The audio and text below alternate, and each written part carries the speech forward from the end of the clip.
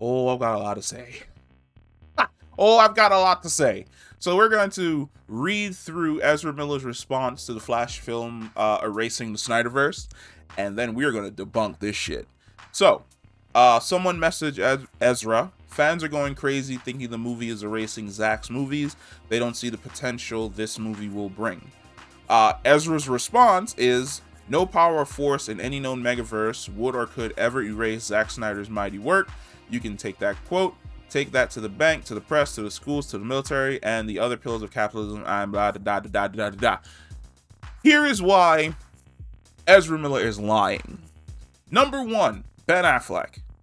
At the end of, I believe, the initial release of Justice League, and I'm talking about the Joss Whedon cut of Justice League, Ben Affleck retired from the DCEU. He was essentially like, I'm fucking done. He quit.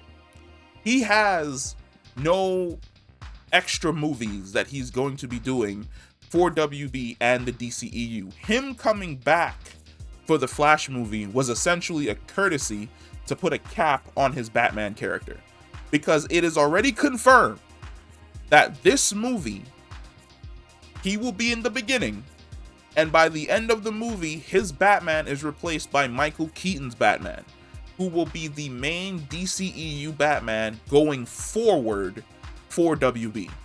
Number two, Henry Cavill. That man has been trying everything. He has sent text, he's called, he's written letters, he's begged, he's asked multiple people in WB to essentially give him a chance to continue being Superman. And they have repeatedly shot him down. Now, there are rumors that he had demands that WB wasn't going to be able to accept, which is essentially that he wanted more creative freedom over his Superman, so that Superman wasn't written in such a dark tone anymore. And WB was like, no.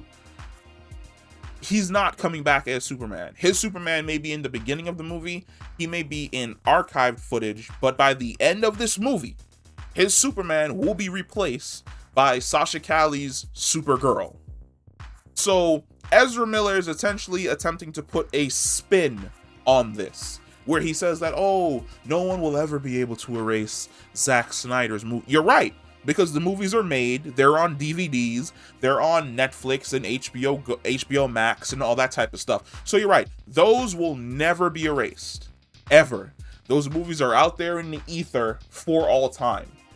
But continuity-wise, lore-wise, these movies never happened. The only ones going forward that are going to be a part of the new DCEU canon are going to be the Wonder Woman movies and the Aquaman movies. Why? Because they made them loose enough and disconnected enough that if they wanted to, they can just simply fit them into this movie going forward. Where they can go, oh yes, those events from the first Aquaman and, what is it? The Lost Sea? No. The Seven Kingdoms? Whatever the second Aquaman is going to be. The Seventh Kingdom. I don't even remember.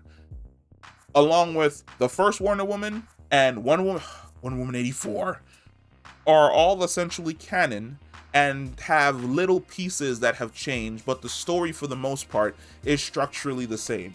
In my opinion, and if I was WB, I would pretend that Wonder Woman 84 never fucking happened, because not even Gal Gadot and Patty Jenkins seem as though they're willing to come back for a third Wonder Woman movie. Patty Jenkins is walking around going, oh, I don't know whether or not I'm coming back for a third Wonder Woman movie. We don't even want you back, to be quite honest. There are more dope-ass female directors out there that I definitely feel would kill a Wonder Woman movie over whatever atrocious garbage that was that you put out with Wonder Woman 84. And to be quite honest, like I said before multiple times, Wonder Woman 84 is so bad that it made me dislike Gal Gadot. But this is clear spin. And it's bullshit. And I really don't feel as though Ezra Miller has to lie. You do not have to lie. It is okay to tell the truth. We are comic book fans. We know more about this shit than you do. We've seen the Flash change the timeline multiple times in different media. In video games, in comic books, and on a TV show. We know what's happening. Flashpoint occurs, characters get erased, other characters cease to exist. It is okay. It is okay. You don't have to lie, because lying just pisses people off when they realize that you were full of shit.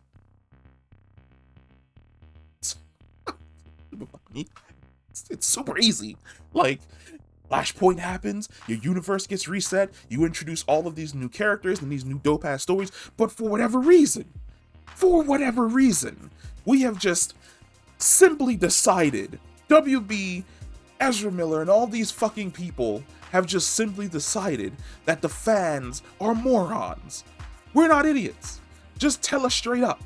You can tell me straight up, straightforward, hey, we didn't really like the direction that the original series was going in, so we're going to have the Flash movie happen. We're going to be adapting certain parts from Flashpoint, and we're going to be rebooting our universe. Put a bow on it. Makes perfect fucking sense. You can do whatever the fuck you want after that. But it's the back and forth of, well, maybe Henry Cavill will come back, maybe he won't, maybe this person's going to be leading them, maybe they won't. You don't need to do all of that. You don't. Because to be quite honest, at this point in time, I feel as though DC fans really don't give a shit.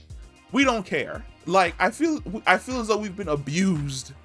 We have been abused so bad. And I'm going to put the Stephen A. Smith. I'm going to put the Stephen A. Smith, how we feel as DC fans. I'm going to put the Stephen A. Smith after this. This is a good look, man. I am suffering. It's hard to take. How many years? I'm talking to you as listeners of this radio show as a native New Yorker, but I gotta admit, Jonathan, John Winther, I'm talking to God himself. I need prayer. I need my prayers answered for just once. Please.